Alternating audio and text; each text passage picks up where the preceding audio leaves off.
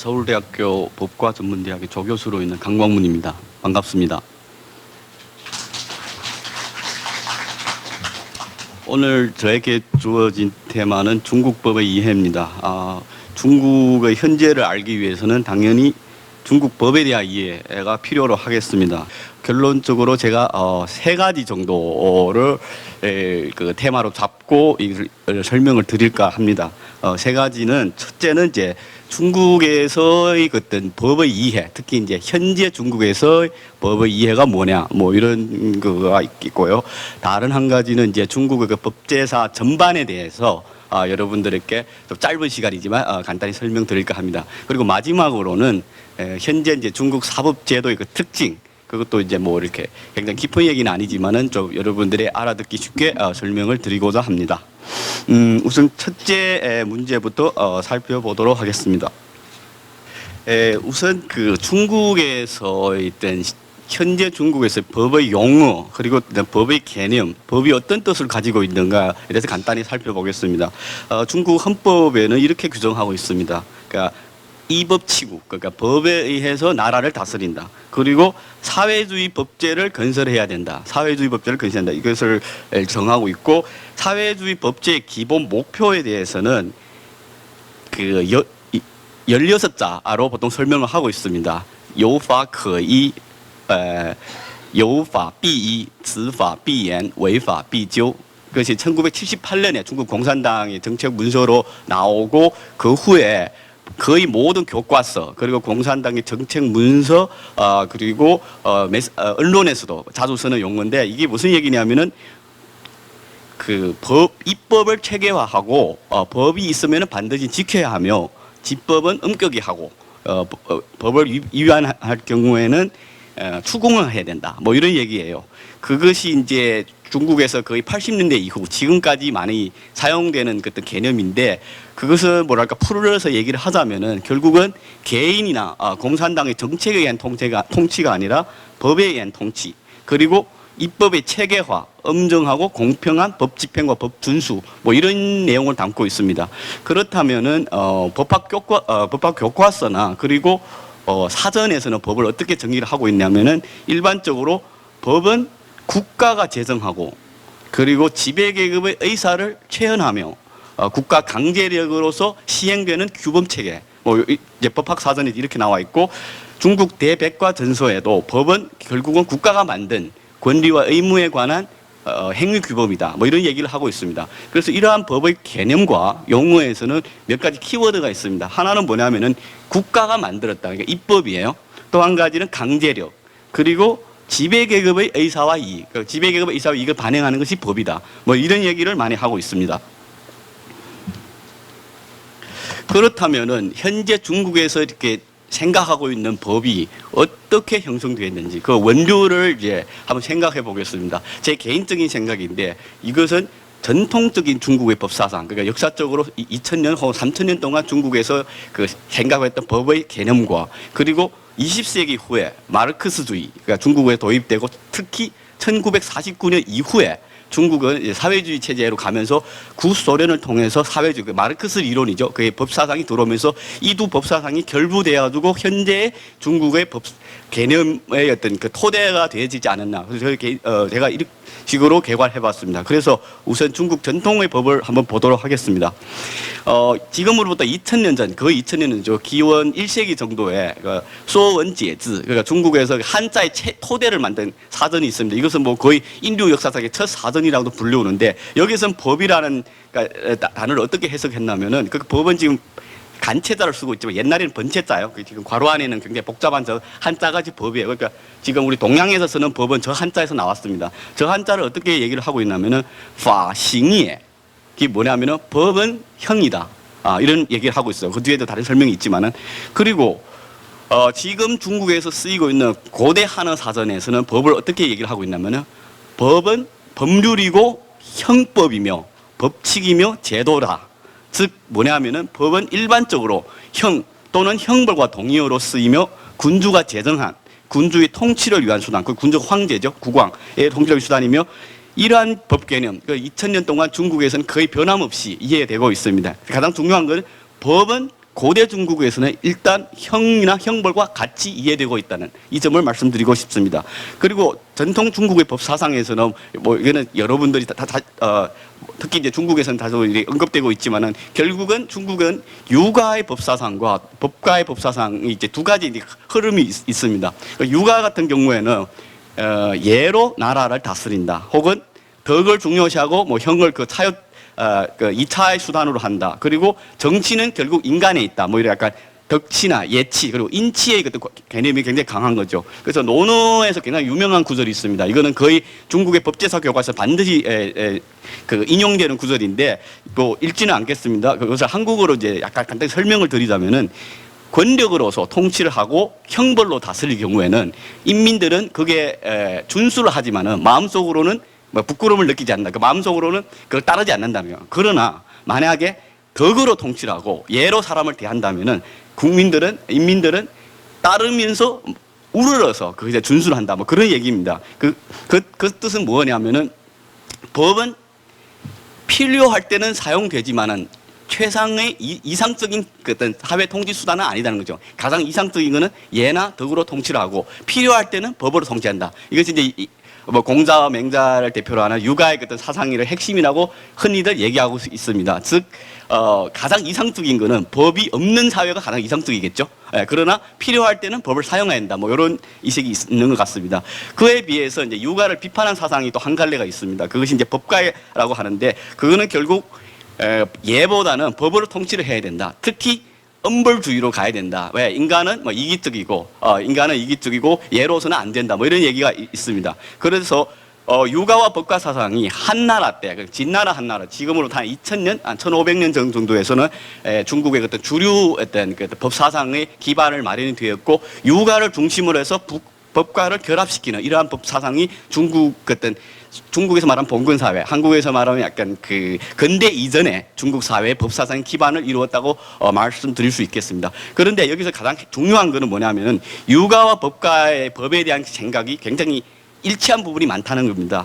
그것이 뭐냐면은 법의 일종의 도구론입니다. 그거는 뭐냐면은 법을 수단으로 보는 거죠. 통치의 수단, 목적이 아니라 통치의 수단을 보는 거고 법을 거의 형벌과 동일시한다는 거죠. 법의 어떤 권리나 평등이나 정의의 개념보다는 형벌과 동일시하고 법 개념 자체를 논의를 하지 않았습니다. 그러니까 법 개념 자체가 정착이 된 겁니다. 이거는 서양 같은 경우에는 결국 근대도 마찬가지로 중세에서 법의 개념이 뭐냐에 대해서 굉장히 논쟁이 있고 여러 가지 사상이 나왔지만 중국에서는 법의 개념 자체는 굉장히 정착이 되었고 문제가 되는 것은 법의 효용이죠. 그러니까 법의 수단으로서 어떻게 이해할 건가가 중국에서는 가장 큰 테마로 되었다고 볼 수 있겠습니다.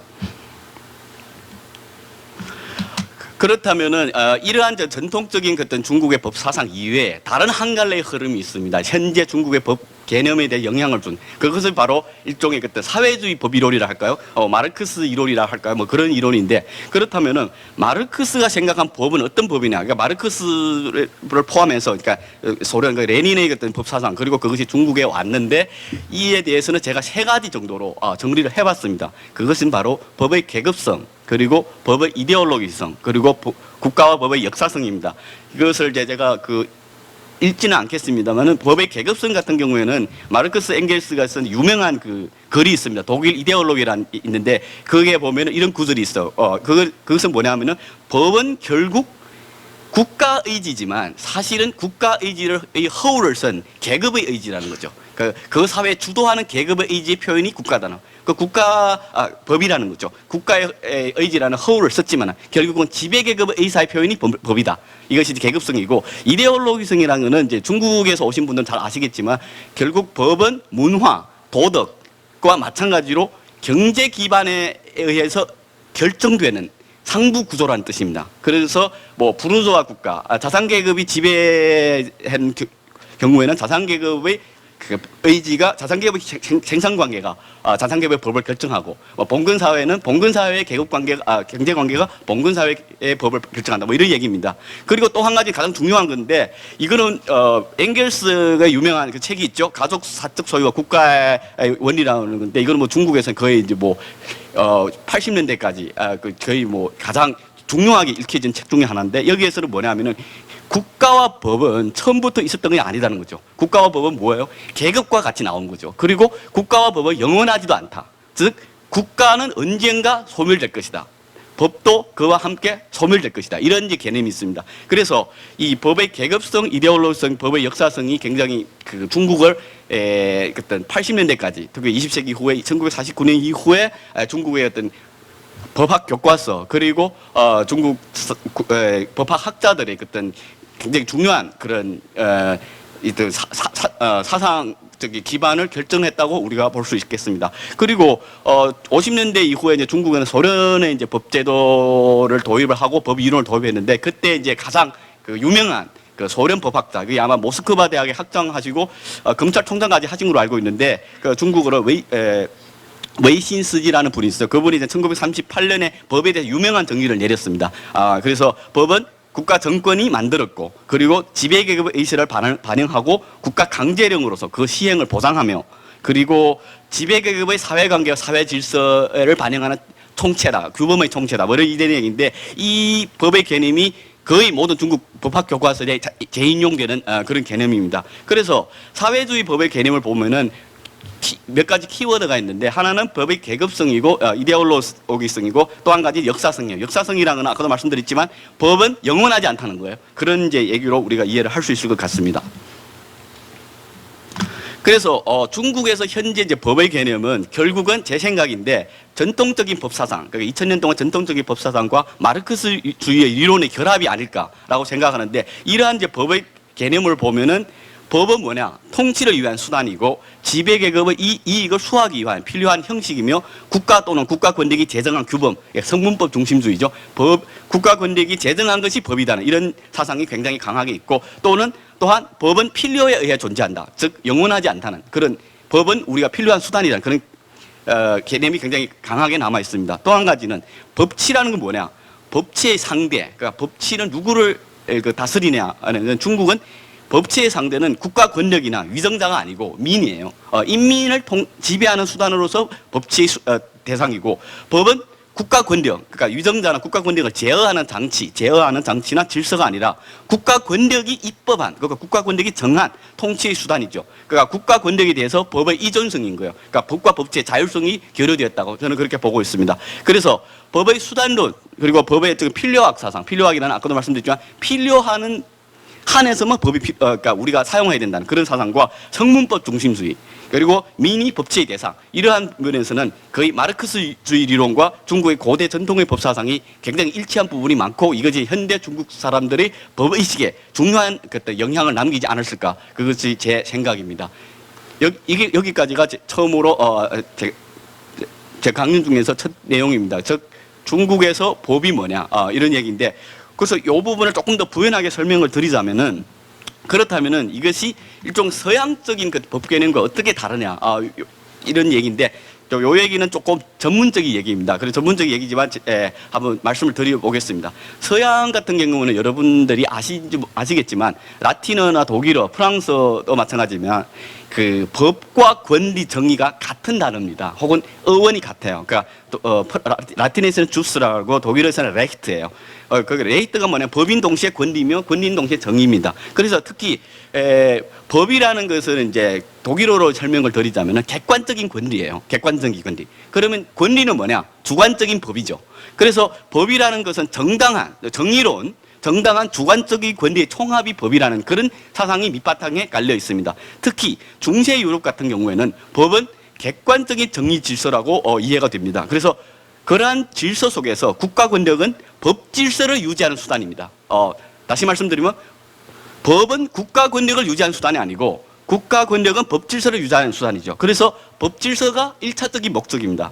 법의 제정, 그 입법보다는 기존 정당한 권리의 확인이 법인이 되는 겁니다. 그러니까 국가 권력이 만든 것이 법이 아니고 여러 사람들이 가지고 있는 정당한 권리를 확인해 주는 것이 법이 되는 거죠. 이런 이제 사상이 있습니다. 다만 근대 이후에 근대 국가가 수립이 되고 실정주의 법적 경향이 강화되면서 입법 중심으로 변하게 되고 객관법과 주관적 권리가 분리가 됩니다. 서양도 마찬가지고. 그렇지만 그럼에도 불구하고 그때 중세의 그때 법 사상이 이제 뿌리 깊게 남아 있죠. 즉 서양에서는 레히트, 독일어로 설명을 드리겠습니다. 법이라는 레히트와 권력, 마크트. 레히트와 마크트의 긴장관계가 항상 존재하고 있는 거죠. 그리고 법치는 뭐냐? 법치는 우선 국가 권력 또는 위정자를 법 질서에 종속시키기 위한 개념입니다. 아까도 말씀드린 중국과 조금 다르죠. 이 부분을 다시 한번 종합을 하자면 이렇게 말씀드릴 수 있을 것 같습니다. 세 가지 정도로 제가 한번 종합해봤는데요. 일단 첫째, 법의 목적성. 중국 같은 경우에는 법이 일종의 국가 권력에 의존하고 있습니다. 그러니까 법은 국가 통치를 실현하는 수단. 이런 이해로 있는데 서양에서는 법 자체가 목적이죠. 그러니까 국가 권력은 법 질서의 일부분이라는 생각이 강하게 남아 있습니다. 그리고 법과의 긴장 관계는 중국 같은 경우에는 법치는 누구와의 긴장 관계가 있냐면 예치나 덕치와 긴장 관계가 있습니다. 그래서 법으로 하는 엄영주의와 관용주의가 서로 교체가 되는 겁니다. 그 사회가 혼란스러울 때는 그 법으로 엄격하게 처분하고 사회가 평화로울 때는 예나 관용주의를 베풀어야 된다. 이러한 통치자의 위정자의 강한 생각이 있습니다. 그러니까 법치의 상대 개념은 인치나 덕치입니다. 그에 비해서 서양 같은 경우는 법의 상대 개념, 긴장관계를 유지하는 것은 권력이라는 다른 개념이라고 볼 수 있을 것 같습니다. 그리고 법치의 개념도 아까도 다시 한번 말씀드리지만 법치의 상대는 중국에서는 민이에요. 인민을 법으로 통치한다는 그 개념이 굉장히 강하게 남아 있습니다. 그에 비해서 서양은 법치의 상대는 우선 국가 권력 혹은 위정자를 제어하는 장치로서의 법이라는 개념, 이러한 개념이 약간 차이가 있을 것 같습니다. 그래서 일종의 법이나 권리나 권력의 정당 관계의 상하 순위를 한번 보자면은 중국 부분 같은 경우는 제가 생각에는 중국에서 권리는 법에서 나오는 거죠. 그런 생각을 가지고 있습니다. 우리는 이 부분은 한국도 약간 이제 비슷한 면도 있을 수 있겠지만 권리가 법에서 나와요. 그럼 법은 어디서 나오냐? 국가 권력에서 나오죠. 군주, 그러니까 황제의 권리가 나오든지 아니면 지배계급의 권력에서 나오죠. 법은 권력에서 나오고, 법은 권력에서 나오고, 권리는 법에서 나온다는. 그렇다면은 국가 권력의 정당성은 어디에 있냐? 뭐 이거는 이제 여러 가지 학설이 있겠지만 제 생각에는 아마 옛날 같은 천이에요. 하느님이 하느니 아니고 천. 그럼 천은 뭐냐면은 그러니까 민의 의사가 아닐까? 그러면 계속 돌기는 도는 거예요. 민의 의사를 결국 갔어요. 민이 이게 돌지만 어쨌든 간에 권리가 법에서 나오고 법이 국가에서 나오며 국가는 민의에 위반하면 안 된다. 그러니까 통치자는 민의에 위반하면 혁명이 나오겠죠. 그러니까 중국의 왕조가 자꾸 바뀌잖아요. 왕조가 바뀌는 이유는 민의에 위반했기 때문에 그러한 정당성 권리의 위계 질서가 있지 않을까. 그에 비해서 서양 같은 경우에는 지금 근대 이후 많이 변화가 있었지만은 법은 권리나 정의에서 나온다는. 그러니까 권리를 확인하는 것이 법이고 그 권력은 법의 하위 개념으로 봐야 되지 않을까. 정당성이 서열로 봤을 때는. 그래서 서양과의 비교해서도 알 수 있겠지만 중국의 법 개념, 그러니까 이러한 법 개념은 여러 가지 이제 변화가 있겠지만 현재 중국 사람들이 마음속에 깊은 속에 혹은 또 위정자 하고 뭐 일반 백성들의 생각 속에는 이러한 이제 법의 개념이 있지 않을까 저는 생각하고 있습니다.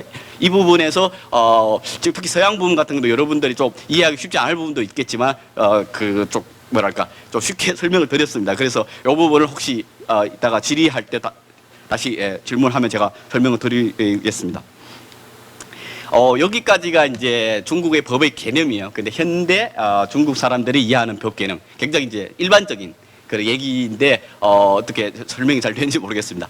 두 번째 얘기는 이제 중국의 법제사예요. 그러니까 현재 중국의 법 체제 혹은 법의 개념, 법의 어떤 용어 그런 부분이 어떻게 형성됐냐. 뭐 중국의 역사 뭐 여러분도 아시겠지만 중국 문명이라는 거는 고대 문명 중에 유일하게 지금까지 지속이 되어 왔죠. 그래서 중국이 수천 년 동안 수많은 어떤 법률 문헌이나 혹은 법률 개념 그리고 법제사의 변화가 있어요. 그래서 10분 이내에 제가 설명드리기 쉽지 않겠지만은 간단하게 한번 설명드려 보겠습니다. 첫째는 성문법의 체계화 및 전통법 사상의 형성입니다. 그러면 성문법 체계화는 고대 중국의 성문법 체계가 굉장히 발달했어요. 그래서 상나라, 지금부터 한 2500년 전이죠. 기원 BC 15세기 정도에 벌써 여형이라는 상나라의 형벌 체계, 5형이죠. 5가지 형벌이 있고, 그 여형이에요. 류싱. 그리고 서주는 한 기원 BC 한 7세기 정도인가요? 정도에는 구형이라고 성문법이 있고, 그것이 이제 전국시계면 법경이라는 이제 성문법 책이 나오면서 진나라는 칠류, 그리고 한류, 그리고 뭐 웨이류에서 결국은 당률에서 명률, 청률로 하면서 이렇게 제도화된 거죠. 굉장히 체계화됐는데 그 부분 내용을 보면 우리가 놀랄 정도로 지금의 우리가 쓰는 개념이나 지금하고 거의 비슷한 내용들이 많이 있습니다. 예를 들자면은 구형 같은 경우에 주나라 구형 같은 경우에는 유형 형벌 같은 경우 보면은 뭐 유형 그러니까 유배 그리고 그러니까 돈으로 해서 형을 면하는 뭐 그런 제도도 있고 그리고 뭐 이렇게 채찍으로 때리는 뭐 그런 용어들이 있는데 그것은 이제 거의 근대까지 계속 지속돼 왔죠. 그래서 진나라에서 법경 같은 경우에는 그 처음으로 중국 역사에서 체계적인 성문법이라고 하는데 그것도 거의 지금으로 한 2000년 전에 벌써 형성이 된 겁니다. 그런데 당률을 와서 이제 더욱 체계화되는데 당률이 중요한 것 같은 이유는 그때 이제 동아시아의 여러 국가에 많은 영향을 줬다고 합니다. 그래서 그때 아마 조선은 고려인가요? 고려 시대의 어떤 법 체계 그리고 특히 일본이 어떤 그러니까 중앙집권 국가로 가는데 당률 제도를 많이 모방을 했고, 그리고 후에 와서 이제 대명률 같은 경우에는 조선의 건국대전에 직접적인 영향을 미쳤다고 얘기를 하고 있습니다. 그래서 당률 같은 내용을 보시면 아시겠지만 거의 내용이 형법과 행정조직법이에요. 행정조직법. 그래서 뭐 지금 일본에서 쓰는 많은 용어, 뭐 현, 그리고 뭐 성, 그러니까 일본에서 외무성이라고 그러잖아요. 외무성, 그리고 지방자치는 현이고 한국도 마찬가지고 주, 군, 그리고 외무부 뭐 이런 단어는 거의 당률의 그 행정조직 체계를 보단다고, 그러니까 모방했다고 볼 수 있겠습니다. 그래서 당나라 법제도가 이제 주변 국가에 영향을 미치면서 일종의 동아시아의 그 법제에서의 공통성 그리고 일종의 중화법계라 그러나 중국의 법 체계가 뭐 형성됐다 그런 얘기로 할 수 있는데 이런 성문법 체계 형성의 특징을 보자면은 기본적으로 성문법 자체가 형사법과 행정조직법이 중심으로 되었고 다른 그 문명권에 비해서 일찍 굉장히 2000년, 3000년 전부터 성문화됐으며 체계화됐고 그것이 2000년 동안 끊임없이 그러니까 중단되지 않으면 지금 근대까지 왔다는 것이 놀라운 점입니다. 그리고 주변 국가에 영향을 미쳤고 이 부분에 대해서는 뭐 이제 중국 역사 같은 얘기하는 흔히들 얘기하는 중국 문명의 조숙성이랄까요? 그리고 지속성 굉장히 조숙했고 일종의 중앙집권 국가가 조숙했으며 형벌 체계와 조숙했고 그것이 지속됐다는 그렇게 얘기를 흔히들 하고 있습니다. 이것이 이제 성문법 체계가 일찍 만들어졌고 끊임없이 왔다는 그런 것이 이제 하나의 특징이라고 볼 수 있을 것 같습니다.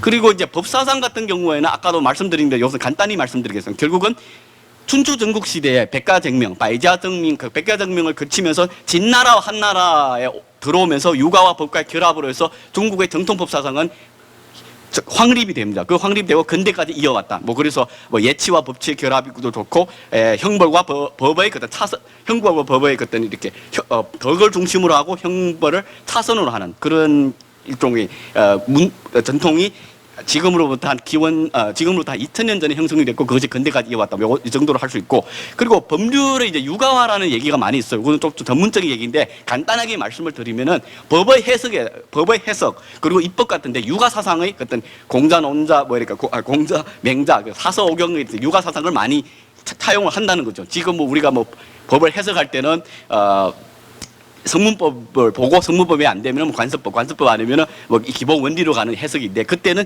육아의 그 경전을 직접 법의 해석을 하면서 해석에 이용을 하고 입법할 때도 육아의 경전을 직접 인용을 함으로써 중국의 그 어떤 법 제도 자체가 육아 영향이 많이 생기게 됐다. 뭐 그렇게 설명드릴 수 있을 것 같습니다. 그래서 뭐 전통적 일종의 법사상의 특징인데 이거는 뭐 거의 이제 모든 이제 법제사 교과에서 비슷하게 내용이 한 3가지 정도로 설명을 드릴 수 있을 것 같습니다. 하나는 그 법이라는 거는 결국 국가 그리고 국가는 군주예요. 국왕이나 황제 그리고 가족 가장의 어떤 통치를 위한 수단이고 더주 싱후 그러니까 형벌과 덕치의 어떤 우열관계 그리고 법의 도구론 그게 법의 일단 수단론 그리고 필요학적인 그런 개념 이러한 개념이 중국의 전통법 사상의 특징이라고 지금까지 알려져 왔습니다.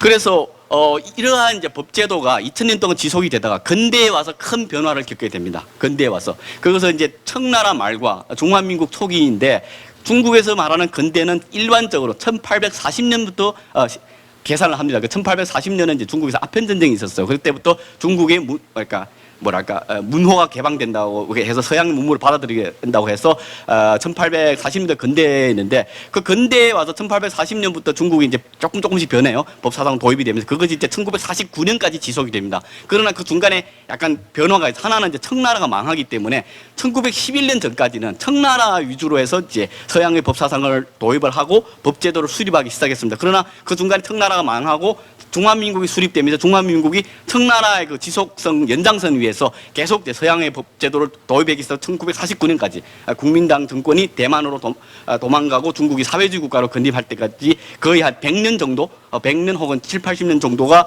서양의 어떤 법제도를 수립한 단계라고 할 수 있을 것 같습니다. 그래서 청나라 말기 같은 경우에는 몇 가지 이제 중요한 거 있는데 하나는 국제법적인 이제 만국 공법 사상이라고 그래요. 만국 공법 사상은 지금 말하면 국제법이에요. 그러니까 국제법에는 중국에는 화해 질서잖아요. 화해 질서는 뭐 조공 관계, 그러니까 불평등한 관계가 이제 국제법적인 생각인데 결국 근대 서양과 이렇게 교류를 하면서 만국 공법 사상, 즉 국제법 사상이 도입이 되고 그리고 변법 운동, 뭐 여러분들 아시겠지만 강요위, 뭐 양계초 이런 변법 운동이 있었고 거의 1000년 동안 지속되던 과거 제도를 폐지하고 근대적인 법학 교육 학교를 설립하고 해외 유학생을 파견하고 그리고 입헌주의 체제를 건립하기 시도했습니다. 그래서 성문법도 편찬을 하고 그중에서 대표적인 것이 1908년 같은 경우는 입헌 대강, 그리고 1907년 같은 경우는 형법 초안, 그리고 상법 초안 1910년, 그리고 민법 초안을 만들기 시작했습니다. 만드는 과정에서 이제 청나라가 그러니까 멸망하게 됩니다. 그래서 이 작업이 중단되는데 이 작업을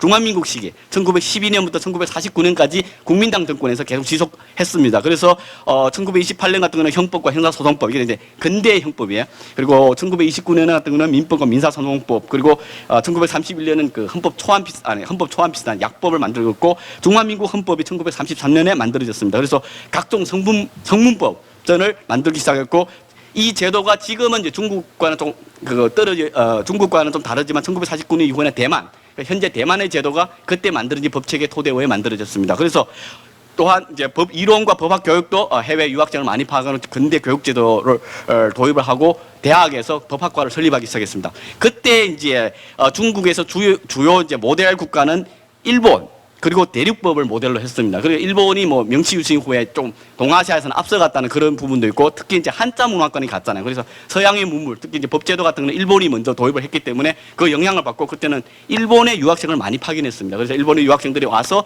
근대법 체계를 만들었고 그래서 결국은 1949년까지는 일본을 중심으로 한 대륙법을 모델로 해서 중국의 성문법 체계를 만들었다는 그런 이제 근대예요. 그런데 이제 중국이 대륙법을 모델로 왜 했냐 이유는 이제 뭐 여러분 학자들이 분석하고 있는데 뭐 그 중국에서 유명한 법제사 학자가 지금도 계신 짱진환 교수님의 설명은 한 5가지 정도로 얘기를 하더라고. 결국은 중국이 대륙법, 그러니까 여러분 아시겠지만 법학은 결국 대륙법계와 영미법 체계가 있습니다. 그 대륙법 체계라는 거는 일본도 마찬가지지만 독일과 프랑스를 중심으로 한 대륙법 체계인데 중국은 1949년까지 이제 대륙법 체계를 모델을 했다. 왜 그렇게 모델을 했냐면은 뭐 국가주의적인 생각, 그러니까 국가가 입법을 독점하는 그런 전통과 그리고 성문법의 전통, 아까도 말씀드렸지만 2000년 동안 성문법 전통이 있기 때문에 영미법처럼 그 판례법을 따라가기는 쉽지 않다. 그리고 영미법 같은 그 법관, 그 판사들이 가는 그런 안정적인 그 계층이 존재하지 않고 그리고 일본이 그 명치유신에 성공하면서 일본을 모델했던 그런 부분이 있다. 뭐 그렇게 설명하고 있는데 대체로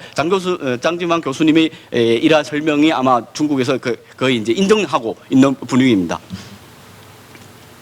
그래서 1949년까지는 아까도 말씀드린 청나라 말기와 국민당 정부에서 어떤 노력이 있다가 1949년 사회주의 중국이 수립되면서 몇 차례 약간의 변화가 있었습니다. 첫째는 1949년부터 1960년대까지는 어떻게 했냐면 사회주의적인 법제도, 그러니까 1949년 전까지 만든 국민당 정부가 만든 법을 모두 폐지를 하고 그리고 소련식의 사회주의 법 체계를 도입하기 시작했고 1954년에 첫 헌법을 만들었습니다. 그러니까 이것은 중국 역사에서 첫 사회주의 헌법이죠. 1954년. 1954년 헌법을 보시면 그것이 이제 소련 헌법을 모방했다는 것이 굉장히 잘 드러나고 있습니다. 그래서 소련 헌법 그리고 법학 교과서 같은 경우도 마르크스 법의론을 많이 도입을 했습니다. 도입을 하다가 1960년대부터 약간 중국이 조금 혼란기에 들어갑니다. 뭐 여러분도 아시겠지만 뭐 문화대혁명도 있었고 그럴 때 같은 경우에는 이제 법과 법학의 무용론이라 그럴까요? 법이 필요 없다. 그래서 대학의 법학과를 다 없앴어요. 다 없애고 검찰과 법원도 일시기는 그 업무를 안 본 시기가 있었습니다. 그래서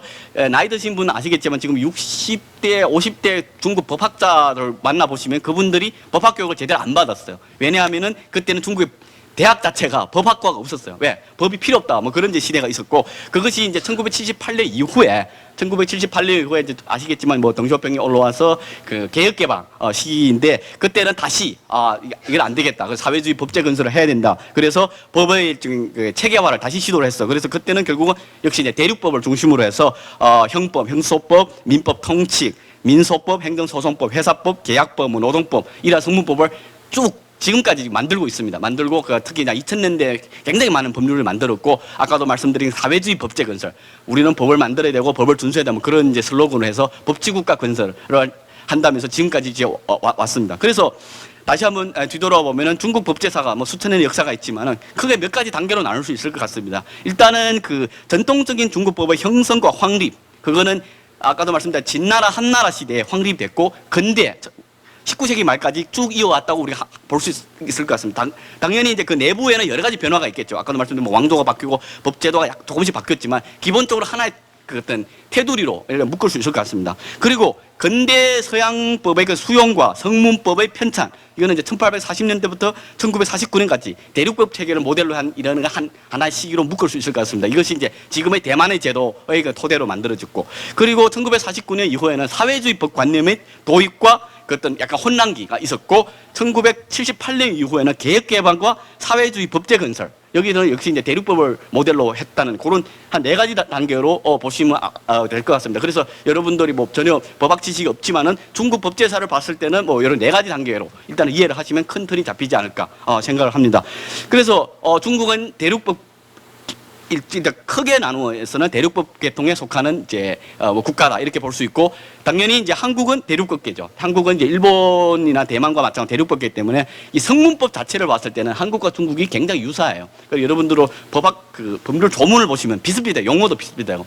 그것은 이제 성문법 체계라는 이유도 있겠지만 아까도 말씀드렸지만 한자 문화권에서 거의 모든 개념을 일본에서 먼저 도입을 하고서 번역을 한 후에 그것을 한국에도 사용하고 대만, 중국에도 사용했어요. 뭐 그래서 그 법률 행위 그리고 무슨 부동산 제도 뭐 이런 거 보면 굉장히 비슷해요. 비슷하기 때문에 왜 이렇게 비슷하냐? 그거는 이제 이러한 역사를 보시면 이해가 된다. 이렇게 설명을 드릴 수 있을 것 같습니다. 여기까지가 그 뭐랄까 중국 법제사의 개관이에요. 그리고 이제 일종의 큰 틀이죠. 여러 가지 내용이 있지만 큰 틀을 이 정도로 설명을 드리겠습니다. 마지막으로 세 번째는 그 중국 사법제도 문제인데, 이 부분도 이제 굉장히 큰 테마예요. 큰 테마고 여러 가지 이제 내용이 있겠지만 제가 뭐 한국의 분들이 어떤 관심 분야와 좀 하고, 그리고 또 중국의 어떤 큰 틀을 이해할 수 있는 그런 범위에서 설명을 드리겠습니다. 기본적으로 이제 요거는 짚고 넘어갈 부분인데, 중국의 국가 체제 뭐 제 전에 많은 분들이 중국 정치 체제의 얘기를 말씀드려서 여러분도 아시겠지만, 기본적으로 중국은 이제 전국인민대표대회와 상무위원회가 있어요. 그리고 최고인민법원이 있고 국무원이 있고 최고인민검찰원이, 이게 이제 중앙이에요. 지방도 마찬가지입니다. 지방도 산동성 인민대표대회 상무위원회 있고, 산동성 고급인민법원, 산동성 고급인민검찰원이 있고, 산동성 정부가 있죠. 산동성은 청도시가 있죠. 그러면 청도시 인민대표대회가 있고, 청도시 중급인민법원이 있고, 청도시 정부가 있고, 청도시 중급인민검찰원이 있습니다. 그럼 청도시 밑에 무슨 현이 있다. 뭐 양시, 해양현이 있으면 그것도 마찬가지예요. 그러니까 중앙이 1급이 있고 지방이 3급인데 같은 구조예요. 같은 구조인데 이걸 보시면은 굉장히 재미있는 부분인데, 전국인민대표대회 상무위원회 한국에서 말하는 국회와 약간 비슷해요. 입법기관입니다. 입법기관이고, 최고인민법원과 최고인민검찰원은 중국에서는 사법기관이라고 말씀을 하고, 국무원은 행정기관입니다. 그러면 무슨 얘기냐면은 중국에서는 입법기관, 그러니까 입법기관이 하면 조금 어폐가 있을 수 있지만 일단 입법기관을 하겠습니다. 입법기관 산하에 두 사법기관과 행정기관이 있는 구조입니다. 그래서 여기서 뭐 인민검찰원이 한국에는 사법기관이 아니다 그렇게 말씀을 드릴 수 있겠지만, 이 문제는 또 다른 문제이기 때문에 여기서 더 이상 언급 안 하는데, 그게 간단하게 말씀을 드리면 뭐냐면은 중국에서 말하는 사법기관과 한국에서 말하는 사법기관이 조금 달라요. 한국 같은 경우는 사법기관이 기본적으로 법원이고, 검찰은 조금 준사법기관, 행정기관, 법무부 산하에 있지만, 중국은 인민검찰원과 법원을 사법기관을 보고 있습니다. 그리고 공안, 경찰도 일부에서는 사법기관을 보는 경향이 강해요. 그거는 이제 뒤에서 말씀을 드리겠지만, 일단 중국에서는 입법기관 산하의 일부 양원이에요. 일부는 뭐예요? 행정부. 양원은 뭐예요? 검찰, 법원이에요. 이런 구조죠. 그렇기 때문에 이것을 이제 우리 근대 입헌주의에서 서양의 근대 입헌주, 한국도 마찬가지 말하는 소위 말하는 상권 분립제도와 비교를 해보면은, 상권 분립제도는 뭐예요? 사법기관, 행정기관, 입법기관이 상호 독립되면서 서로 견제하는 그런 구조잖아요. 그러나 중국은 전국인민대표대회 산하의 일부 양원제도예요. 그래서 하나 더 부연하게 설명하자면은, 그러면 전국인민대표대회의 정당성은 어디서 나? 당연히 뭐예요? 인민이죠. 인민이 국회를 선출해죠. 인민대표를 선출하고, 행정부와 최고인민법, 최고검찰은 인민이 대해서 간접적으로 책임을 지는 거죠. 직접적으로 누구한테 책임진다면 전국 인민대표대회에서. 그래서 인민이 간접적으로 사법기관을 통제하는 구조예요. 중국은. 그러니까 한국에서도 뭐 요즘에 여러 가지 그 이슈가 되는 경우가 이제 뭐 법원이나 검찰에 대해서 국민들이 불만이 가지고 있잖아. 그러나 거기에 대해서 어떠한 그 어떤 통제하기 쉽지 않죠. 왜? 일단 기본적으로 독립기관이기 때문에. 그러나 중국 같은 경우에는 이런 폐단을 극복한다는 차원에서 이런 사회주가에 다 마찬가지인데 인민은 인민대표대회를 통해서 사법기관 행정부를 감독하고 통제하고 뭐 때로는 간섭할 수 있다는 이런 구조로 만든 거죠. 당연히 여기에서 이제 저희들이 이제 공산당 문제는 언급을 안 했습니다. 왜냐하면 이게 이제 국가 체제이기 때문에. 공산당은 이 국가 체제 배후에 있어요. 근데 이 문제는 이제 다른 교수들이 여러 번 말씀을 드렸겠지만 공산당에는 여기 언급이 안 돼서 이건 국가 체제예요. 국가 체제인데 공산당은 배후에서 이 국가 체제에 대해서는 이제 통제를 하겠죠. 근데 한 가지 말씀을 드리면 공산당은 어떠한 형식으로 통제를 하냐면 결국은 제 생각인데 정책과 인사예요. 정책으로서 중국의 정책을 결정하고 인사권을 가지고 있기 때문에 통제를 한다. 근데 공산당 문제는 여기서 언급을 안 하겠습니다. 왜? 공산당은 국가 체제와는 조금 다른 문제이기 때문에. 일단 국가 체제에서는 요 정도로 아시면 될 것 같습니다. 사법기관 관련해서. 네, 그래서 중국에서 말하는 사법기관도 아까도 말씀드렸지만 결국은 법원도 이제 한국이나 일본 같은 경우는 법원이 사법기관인데 중국은 아까 검찰도 사법기관이에요. 그래서 법원 같은 경우에는 뭐 4급이에요. 4급 양심제도로. 4급이면 뭐 기청인민법원이고 현이고 중급인민법원은 시. 그리고 성은 고급인민법원, 그리고 최고인민법원은 최고. 그래서 4급입니다. 이거는 뭐 거의 상식적인 지식이죠. 그래서 소송제도 일반 같은 경우에는 뭐 양심종심제도가 있고 공개재판, 합의재판이 있고 인민배심인데 크게 뭐 중요한 건 없고 그냥 양심종심만 아시면 될 것 같아요. 그러니까 4급 양심이에요. 한국 같은 경우는 3급 3심이잖아요. 그래서 한국은 모든 사건이 대법원에 갈 수 있어요. 근데 중국은 양심이기 때문에 만약에 기청인민법원에서 1심이면은 중급인민법원에서 2심으로 끝나요. 또 의아하게 생각할 수 있지만 지금은 제도는 이렇습니다. 그리고 중급인민법원에서 1심이면은 고급법원 가면은 끝납니다. 그래서 이거는 좀 이상하지 않나 그렇게 말씀하는 한국 분들이 많은데 일단은 중국은 4급 양심 제도다. 요 정도로 일단은 말씀을 드리겠습니다.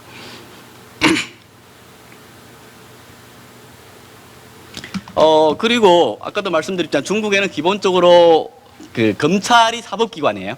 그리고 여기에서 이제 검찰이 이제 한국에서 계속 이슈가 되고 검찰과 경찰의 관계가 검경 갈등이 한국에 이슈가 되잖아. 그 부분에 여러분들이 좀 관심 있을 것 같아서 제가 간단히 중국에서의 검찰과 공안의 관계에 대해서 간단히 설명을 드리겠습니다. 그러면 검찰의 주요 권한이 뭐가 있냐면은 4가지 정도로 볼 수 있을 것 같습니다. 하나는 일부 형사 사건의 수사권. 그게 무슨 얘기냐면은 중국에서는 공무원 범죄는 경찰이 수사하는 게 아니고 검찰이 수사합니다. 검찰이 수사해요. 그러니까 중국은 모든 범죄를 2가지로 나눌 수 있을 것 같아요. 공무원 범죄와 일반 범죄. 일반 범죄는 경찰이 수사하고 공무원 범죄는 경찰이 수사합니다. 이게 기본이에요. 그리고 일반 형사사건 수사에 대한 검찰권. 이게 뭐냐면은 일반 형사사건 같은 건데 경찰이 수사를 하는데 구속 비준 같은 경우에는 이제 검찰이에요. 뭐 다른 루트가 있지만 검찰이 기본적으로 일반 형사사건에 대해서는 구속 비준 정도는 검찰이 하고 있습니다. 그러나 한국 같은 경우는 구속 같은 경우는 이제 법원이 영장 발부하는데 중국은 검찰이 비준한다. 그리고 공소권, 이거는 전 세계 모든 나라가 같습니다. 그러니까 국가를 대표해서 기소를 제기하는 권한은 검찰이 가지고 있습니다. 모든 사건에서. 한국도 마찬가지고 뭐 전 세계 모든 나라가 검찰은 공소권을 행사하죠. 그래서 공소권 행사가 검찰의 주요 기능인데 거기에 대해서 일반 공무원 범죄는 검찰이 수사한다. 그리고 법률 감독권이라고 있는데 요거는 조금 한국 분들에 대해 생소할 수 있어. 기본적으로 민사사건 같은 경우에는 한국에서는 민사사건은 검찰이 관여를 안 해요. 한국은. 당사자가 알아서 이제 뭐 법원에 소송하는데 중국은 민사사건을 포함해서 모든 사건에 대해서 인민검찰이 법률 감독권을 행사하는데 그 중에 특히 중요한 부분은 재심 절차를 제기할 수 있어. 재심 절차는 뭐냐면 아까도 말씀드렸지만 4급 양심이잖아요. 그럼 양심에서 종심이 끝난 사건에 대해서 도저히 피해자 혹은 다른 분에서 이게 아니다 혹은 불만이 있을 경우에는 제기를 할 수 있다. 검찰에 대해서. 그럼 검찰은 법률 감독권을 행사해서 민사사건을 포함 모든 사건에 개입을 할 수 있어. 재가동을 할 수 있어. 그래서 이렇게 되면 법의 안정성이 위해되지 않을까 그런 우려도 있지만 일단 그런 재심 절차가 있다는. 그래서 민사사건에 대해서 검찰이 개입할 수 있다는 이런 제도는 한국에 없는 제도입니다. 그래서 한국 검찰과 한번 대비해 볼까요? 한국 검찰, 중국 검찰을 대비하면 2가지 정도의 큰 차이가 납니다. 하나는 아까도 말씀드렸지만 중국에는 일반 형사 사건에 대해서 수사 지휘권이 없어요. 그래서 수사권은 공안이 가지고 있습니다. 검찰은 다만 구속 비준의 형태로 개입을 할 수 있지만 내사 그리고 수사 개시, 수사 종결, 공안이 단독으로 합니다. 그러니까 단독으로 수사권을 행사하고 이 부분에 대해서는 인민검찰이 개입할 여지가 없습니다. 다만 공무원 범죄에 대해서는 인민검찰이 수사를 할 수 있다. 이 부분은 아까 말씀드렸습니다. 두 번째 경우는 민사사건에 대한 법률감독권은 한국은 없습니다. 그러니까 한국 검찰은 민사사건에 대해서 법률감독이 없기 때문에 재심 절차를 하는 그런 부분에서는 검찰이 민사사건 같은 경우는 개입할 여지가 없는데 비해서 중국은 민사사건에 대해서 법률감독권을 가지고 있다. 요 두 가지 정도로 이해를 하시면은 중국 검찰과 중국의 인민검찰원과 한국의 검찰의 어떤 차이점을 알 수 있을 것 같습니다. 그러면 공안이 이제 여러분들 아시겠죠? 중국에서는 공안이 뭐 이렇게 힘이 강하다 뭐 이런 얘기고 공안이 무섭다 뭐 이런 얘기인데 공안은 보통 어떤 권한을 가지고 있냐면은 제가 한 4가지 정도로 한번 종합해봤습니다. 첫째는 행정처벌권이에요. 행정처벌권. 그러니까 행정처벌권 같은 경우에는 이제 전형적인 벌금이 있습니다. 벌금, 한국에서 말하는 과태료 비슷하게 있는데 행정처벌권. 그리고 구류도 있어요. 구류라는 거는 이따가 좀 설명을 드리겠지만 15일간 구치소에 구류할 수 있어요. 15일간에서 1일에서 15일간. 이것이 행정처벌이에요. 굉장히 강력하죠. 한국 같은 상상도 할 수 없는. 그러니까 행정기관이 국민을 어떤 자유인을 15일간 위법행위라고 해서 구류할 수 있다는 거. 그리고 옛날에는 노동교양 제도도 있었어요. 근데 요즘에는 이제 뭐 하도 인권 문제가 제기되고 없앴지만 일단 행정처벌권이 있다. 그리고 아까도 말씀드렸지만 일반 형사사건의 수사권, 이거는 수사 종결권도 포함됩니다. 여기에 대해서는 검찰의 지휘권이 없어요. 단독으로 공안기관이 행사를 합니다. 이 부분이 굉장히 강력하죠. 왜냐하면 일반 형사사건이 많기 때문에, 그리고 국민들의 어떤 일상생활과 가장 밀접히 관계되는 부분이기 때문에 일반 형사사건의 수사권을 공안이 가지고 있습니다. 단독으로 행사하고 있습니다. 그리고 강제조치 집행권 같은 경우는 무슨 얘기냐면 검찰이 구속하는, 법원이 구속하더라도 공안이 협조해서 구속하는 이런 경우인데, 이거는 뭐 크게 중요하지 않을 것 같고, 또 한 가지는 이제 여기도 좀 중요한데 출입국 관리 같은 경우도 한국은 이제 법무부가 행사하는데 중국은 공안이 행사합니다. 그래서 한국에서 이제 법무부나 뭐 기타 기관이 행사하는 권한을 공안이 행사하는 경우가 굉장히 많아요. 광범위한 권한을 행사한다.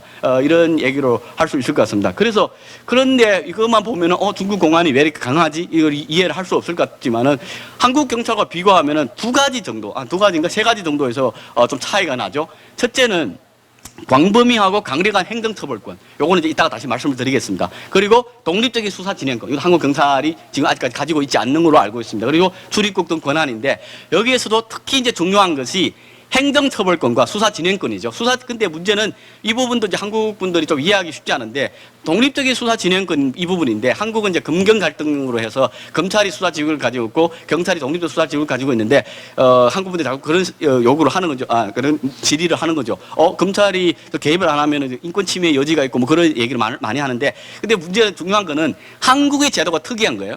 중국 제도가 특이한 게 아니고, 경찰이 단독 독립적 수사권을 가지고 있지 않나라는, 저는 정확히 잘 모르지만 한국 빼고는 없지 않나, 이런 얘기까지 할 수 있을 정도로 한국의 제도가 특이해요. 검경의 제도는. 그래서 중국의 공안이 독립적인 수사 진행권을 가지고 있는 것은 전혀 이상할 일이 아닙니다. 그건 당연히 모든 나라에서 독립적 수사, 모든 나라는 약간 좀 어폐가 있지만은 대부분 나라에서는 경찰이 독립적 수사권을 가지고 있죠. 한국의 제도가 특이한 겁니다. 요거는 일단 말씀을 드릴 것 같고, 이제 문제는 다른 부분이 뭐냐면은 이제 광범위하고 강력한 행정처벌권인데, 이 부분은 아까도 말씀드렸지만 공안이 단독으로 벌금이나 행정처벌, 벌금이나 구류, 그리고 이제 뭐 경고, 그리고 뭐 허가증의 어떤 취소, 영업 정지 뭐 이런 행정처벌을 할 수 있는데, 이 부분 같은 경우에는 뭐가 문제가 되냐면은 한국과 중국의 범죄 개념이 좀 달라요.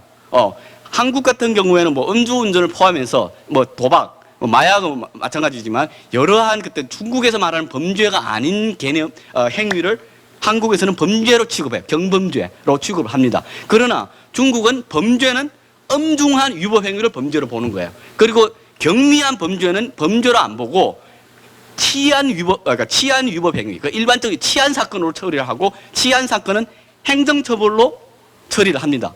즉 무슨 얘기냐면은 행정처벌로 처리하기 때문에 범죄가 아니기 때문에 검찰의 기소, 법원의 재판을 거칠 필요가 없습니다. 공안, 행정기관이 단독으로 행정처벌권을 결정할 수 있습니다. 그런데 행정처벌권 안에는 굉장히 강력한 15일간의 구류도 있습니다. 이 부분은 이해가 되셨죠? 그래서 치안관리처벌법이라고 있어. 여기에 보면은 굉장히 광범위한 어떤 그 행정 치안 위법 행위를 중국에서는 행정처벌을 해요. 한국에서 보면 당연히 범죄인데 몇 가지 예를 들어볼게요. 여기서 보시면 뭐 모욕, 비방, 그리고 한국에서 공연음란죄라고 하나요? 그런 행위 같은 건 당연히 치안처벌 행위예요. 그러니까 공연음란죄 뭐 이런 게 있고, 그리고 뭐 국경을 그러니까 위법 월경 같은 경우도 당연히 행정처벌로 하고, 그리고 뭐 그 성매매 있죠. 성매매도 행정처벌이에요. 그러니까 여러분들 잘못 이해하고 있는데, 중국에 뭐 성매매를 강력하게 처벌하고 하는데 중국은 행정처벌로 처리하는 경우가 대부분이고, 도박도 마찬가지고. 그리고 마약 같은 경우에도 지금 뉴스에 보면 중국에서 마약하면 사형한다 뭐 그러는데, 그거는 정확하지 않고 자기가 마약하는 경우는 대부분은 행정처벌로 처리해요. 그러나 제가 단서가 있죠. 당연히 뭐 마약을 매매하든가 대량의 말하는 소지하는 범죄고, 성매매도 성매매 행위를 조직하고 거기서 이제 영비를 한다. 이거는 이제 범죄예요. 그리고 아까도 말씀드렸지만 그 쌍방 폭행, 뭐 연예인들 폭행 같은 경우에도 중국은 대부분 행정처벌로 처벌하는데, 근데 뭐 중상을 입었다, 사람이 죽었다, 이거는 이제 범죄겠죠. 그러나 한국에 비해서 이러한 행위를 치안 사건으로 취급을 하는 거죠. 범죄로 취급 안 하고. 그렇다면 아까도 말씀드렸지만 법원과 검찰을 거칠 필요가 없이 공안이 단독으로 결정을 할 수 있습니다. 그 위법 행위에 대해서 이것이 범죄면 범죄로 수사를 하겠지만, 범죄 아닌 경우에는 치안관리 조례로 처벌을 하기 때문에 공안이 광범위한 권한을 행사를 합니다. 그래서 한국 경찰에 비해서는 중국 공안이 이제 뭐 막강하다 그럴까, 좀 무섭다 뭐 이런 얘기가 많은데, 그 범죄 개념의 차이, 그리고 행정처벌권의 어떤 강도랄까, 그 부분을 이해하면은 어느 정도 좀 이해가 될 것 같습니다. 이 정도로 중국 그 어떤 사법기관, 넓은 의미의 사법기관, 검찰과 공안의 관계를 한국의 검경과의 관계와 대비해서 한번 말씀해봤습니다. 그리고 이제 마지막인데, 마지막 같은 경우에는 이 중국의 그 사법제, 좁은 의미의 사법제도, 그러니까 법원제도의 문제인데, 이제 뭐 여러분도 아시겠지만 중국에는 아직까지 그 사법기관 혹은 법원에 대한 신뢰도가 좀 낮아요. 그리고 국민들이 판사를 별로 신임을 안 하고, 그리고 법원의 판결에 대해서 시민임을 안 하고, 뭐 인맥이나 관시, 그리고 뭐 약간 공산당이나 이러한 다른 루트를 통해서 사건을 해결하는 경향이 강합니다. 그것이 이제 뭐 중국이 20년, 30년 동안 해결하려고 노력을 해왔지만 쉽게 해결이 안 되는 것 같습니다. 그래서 그 문제가 뭐냐? 그러니까 결국은 사법 독립을 훼손시키는 요소들인데 세 가지 정도로 정리해 볼 수 있을 것 같습니다. 이것도 뭐 제 의견이 아니고 수많은 학자들, 그리고 한국에도 뭐 중국 법을 연구한 학자들이 개괄한 부분인데, 세 가지 정도인데, 한 가지는 이제 사법권의 지방화라고 얘기를 하고, 또 한 가지는 법원 운영의 행정화라고 얘기를 할 수 있을 것 같고, 세 번째는 조금 약간 이해하기 쉽지 않을 건데, 법관이면 대중화라고 하면 좀 이상한데, 일단 법관의 임용제도 문제, 요 세 가지 정도로 설명을 드릴 수 있을 것 같습니다. 그래서 설명을 하면 이제 사법권의 지방화 같은 경우는 결국 외부 요인인데, 이 부분도 사실은 뭐 구체적으로 설명드리면 굉장히 말이 길어질 것 같은데 간단하게 말씀드릴게요. 간단하게 말씀드리면 뭐냐면은, 지방 법원이 지방 공산당에 종속이 되고, 인사권하고 재판권 같은 경우에 지방 정부 혹은 지방의 공산당에 종속되는 경우가 굉장히 많아요. 그래도 아까도 말씀을 드렸지만은 중국 같은 경우에는 이제 산동성 지방 레벨에서 인민법원과 인민검찰원이 지방인민대표대에 책임을 지는 거예요. 그리고 청도시 중급인민법원, 중급인민검찰은 청도시 인민대표대에 책임을 지고, 인민정부로부터 재정과 여러 가지 예산 뭐 이런 것을 이제 받는 그런 문제가 그 배후에는 지방의 공산당 위원회에 있습니다.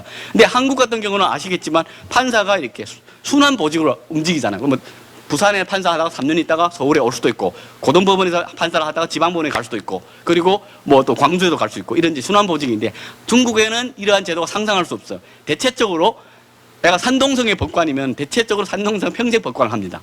그래서 청도시 중급인민법관이면 대체적으로 청도시 중급인민법원에서 평생 법관을 하는 거죠. 근데 일부 이제 뭐 지방법원에서 최고인민법원으로 올라가는 경우도 있고, 최고인민법원에서 밑으로 내려오는 경우도 있지만, 아직까지는 순환보직 제도가 없습니다. 없기 때문에 지방의 어떤 유착 관계가 있을 수밖에 없죠.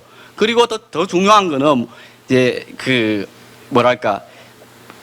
원고 피고 있을 경우에 이제 피고가 지방에 있어요. 예를 들면 청도시의 회사예요. 국유회사. 혹은 청도시 주민이에요. 근데 원고는 북경시 사람이에요. 혹은 원고는 외국 기업이에요. 피고지에서 소송을 제기를 해요. 그러면 지방법원 입장에서는 이 청도시의 굉장히 큰 국유 기업이면은 지방세를 어디에 낼 것 같아요? 청도시 정부에 내잖아요. 그러면 당연히 지방의 인민법원 입장에서는 그 지방의 그 기업을 하게 유리하게 판결하는 경우가 좀 있을 수밖에 없죠. 그리고 뭐 여러 가지 하견 지연이 얽혀 있으면 또한 뭐 유리하게 할 수 있고, 또한 타 지방에서 승소를 받았어요. 제가 타지를 받았는데 집행은 피고 재산지에 가야 된다는 거. 청도시의 재산지에 가는데 집행을 하면 또 법원을 통해야죠. 그러니까 승소 판결을 받아도 집행이 잘 안 돼요. 피고지의 그 법원이 지방 보호주의 때문에. 이것을 이제 중국에서 지방 보호주의라고 하는데, 한국 기업들이 좀 중국 와서 애먹는 부분이 이 부분이었습니다. 그래서 예를 들면 뭐 소송은 믿음이 안 간다. 그래서 중재를 하다.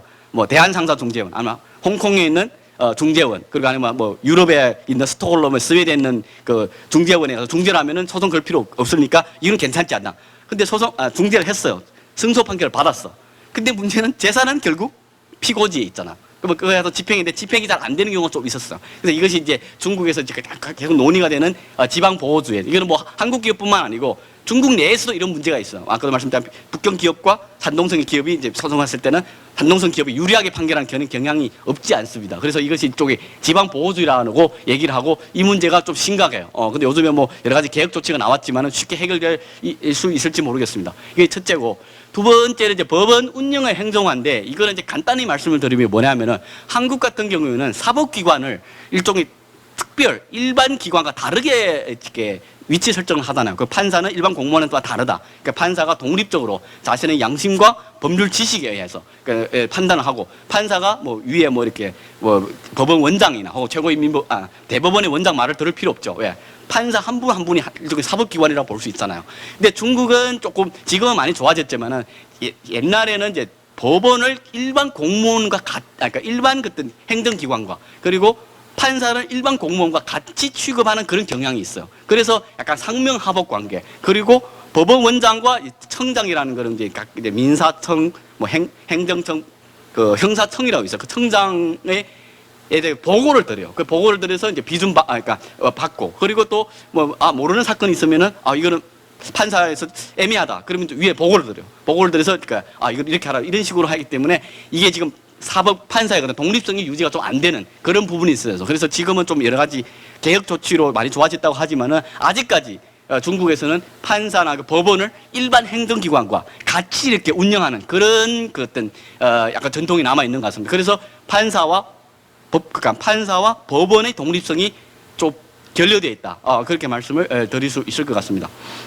그리고 마지막은 이제 법관의 문제인데, 뭐 중국은 워낙 크고 뭐 한국처럼 뭐 법관이 한국에 한 판사가 2,000명 정도 되는지 모르겠죠. 중국은 뭐 그런 뭐 통계는 잘 모르겠지만 수십만 명 되겠죠. 그러니까 법관의 뭐랄까 이 자질이다 그래야 되나, 법학 지식이 들쑥날쑥하는 경우가 있어요. 특히 이제 지방에 가는 소도시, 농촌 같은 가면은 법관이 전혀 법학 교육을 안 받은 사람들이 법관을 하는 경우도 많고, 그리고 뭐 다른 업종에서 많이 건너오는 경우가 많다고. 특히 90년대까지는 누가 법관으로 많이 했냐면 중국에서 제대 군인이 법관을 많이 했습니다. 그러니까 제대 군인이 이제 제대를 하면은 군인들이 이 국가에서 직장을 찾아주잖아요. 그러면 이분들이 보통 공안이나 검찰이나 법원에 많이 갔어, 제대 군인들이. 그렇기 때문에 법학 지식 같은 게 약간 좀 문제가 있을 수 있고, 그리고 또 이것은 뭐 이제 전체적인 체제의 문제인데, 법관의 대우가 좀 한국에 비해서 좀 열악하다 그럴까요? 그러니까 뭐 월급 같은 것도 그렇고 좀 신분적인 보상이 잘 안 되어 있어요. 그래서 한국은 뭐 여러분도 아시겠지만 판사라는 게 굉장히 뭐랄까 엘리트랄까 혹은 뭐 이제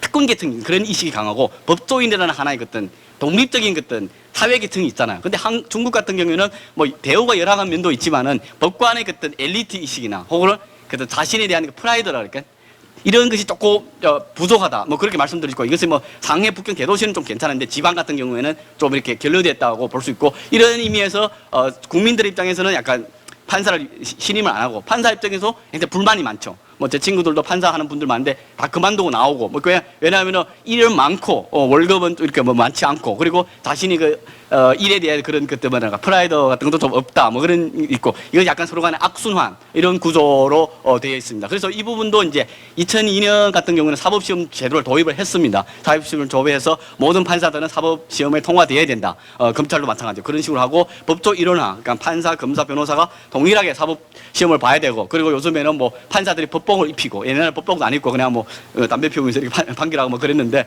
요즘에는 좀 이렇게 그런 여러 가지 제도를 하고 있지만은 하루아침에 변하지는 않을 것 같습니다. 그래서 이런 부분을 인해서 중국에는 이제 사법기관에 대해서 신임 혹은 사법제도에 대해 국민들이 어떤 그 신임이랄까 그것이 좀 부족한 면이 있습니다. 한국에 비해서나 혹은 일본이나 기타 나라에 비해서. 그러나 지금 많은 이제 제도 개혁을 하고 있습니다. 그래서 특히 큰 도시 같은 경우는 많이 좋아지고 있지만은 그럼에도 불구하고 아직까지 이제 뭐랄까 그 발이 그러니까 완전히 해결된 건 아니다. 뭐 그렇게 말씀을 드릴 수 있을 것 같습니다. 그래서 이것이 이제 사법제도의 개관인데, 사법제도 개관은 아까도 말씀드렸지만 사법기관 넓은 의미의 사법기관, 공항과 검찰의 관계, 그리고 좁은 의미의 사법기관은 이제 법원의 관계에 대해서 이렇게 말씀을 드렸어. 그래서 제가 오늘 굉장히 뭐랄까 큰 테마에 대해서 세 가지, 저희 나름대로 이제 한국 분들의 있던 이제 관심 분야, 그리고 중국을 전반적으로 이해할 수 있는 테마를 세 가지로 나눠서 중국법의 개념, 그러니까 넓은 의미에서 중국 사람들 법을 어떻게 생각하는 그런 경향과 서양과의 비교 속에서 이해를 했고, 또 한 가지는 중국의 법제사, 수천 년 동안 법제사를 어떻게 이제 큰 틀로서 이해할 수 있는가를 이해를 했고, 마지막에는 사법기관의 어떤 특징, 그리고 그때 문제점에 대해서 간단히 말씀을 드렸습니다. 제가 굉장히 말을 빨리 하고 발음이 안 좋아가지고 잘 들었는지 모르겠습니다. 네, 감사합니다.